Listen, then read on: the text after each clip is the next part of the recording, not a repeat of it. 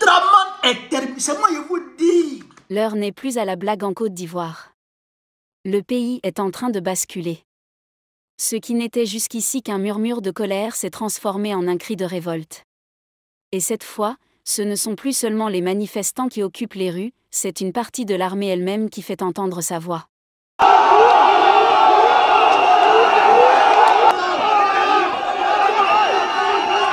Tout a commencé après une arrestation jugée arbitraire. Plusieurs membres de l'opposition ont été interpellés, accusés d'avoir planifié la manifestation du 2 août.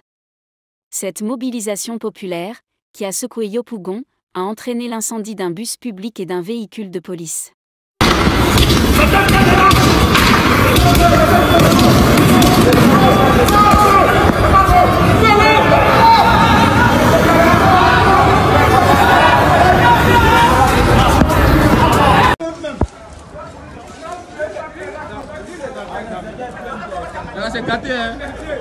Le gouvernement a immédiatement désigné l'opposition comme responsable. Dans la nuit du vendredi 1er au samedi 2 août 2025, aux environs de 23 h, la commune de Yopougon a connu des moments de violence graves, ayant entraîné l'incendie d'un autobus de la Sotra et la destruction d'un véhicule de police.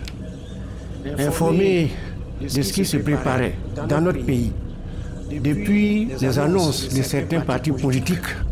Mais dans l'ombre, une vérité dérangeante circule. Cette manifestation, loin d'être orchestrée par les opposants, aurait été pilotée depuis le sommet de l'État. Il est allé donner l'argent aux petits de Mossi Korola pour qu'ils aillent au goudron pour aller semer le trouble. Pour dire, on ne veut pas 4 mandats, on doit partir, tout ça là. En réalité, pour faire croire que c'est l'opposition. Une manœuvre de provocation, disent certains, destinée à justifier la répression et étouffer toute contestation. Une stratégie risquée, qui vient de se retourner contre ses initiateurs.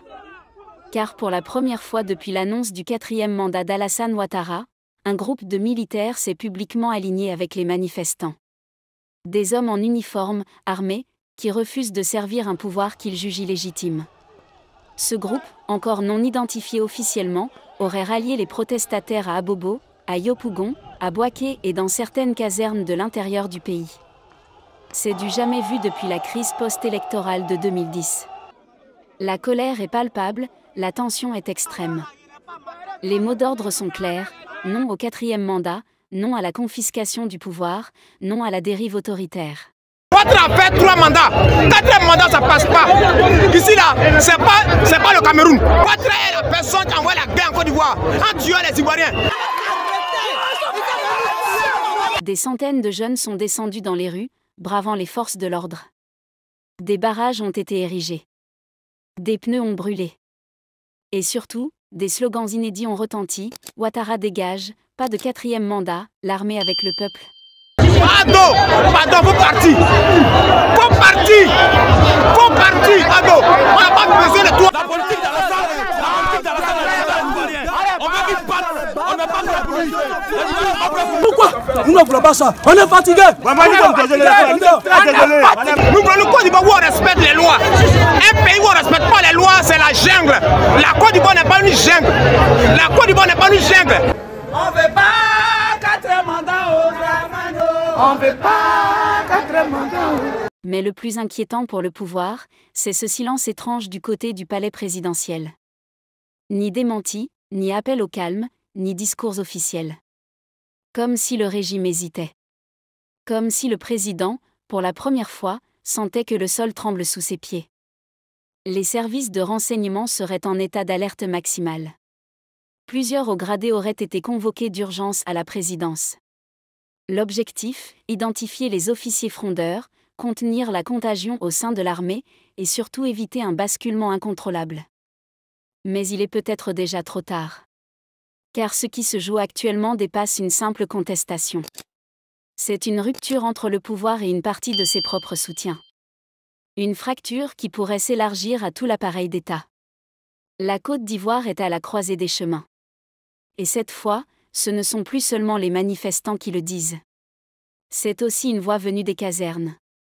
Chers abonnés, si le président persiste dans sa volonté de briguer un 4e mandat, malgré les avertissements, malgré les tensions, malgré la pression populaire et militaire, alors le pays risque de s'embraser. Le compte à rebours a peut-être déjà commencé.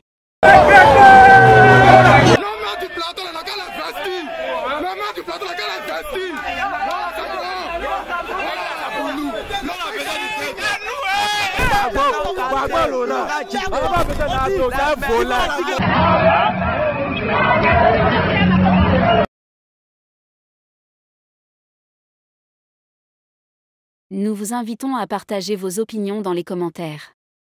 Si vous avez apprécié, n'hésitez pas à le liker et à le transmettre à vos proches. Pensez également à vous abonner et activer la cloche de notification pour ne rien manquer de nos prochaines vidéos. Votre soutien est essentiel et nous vous en sommes très reconnaissants.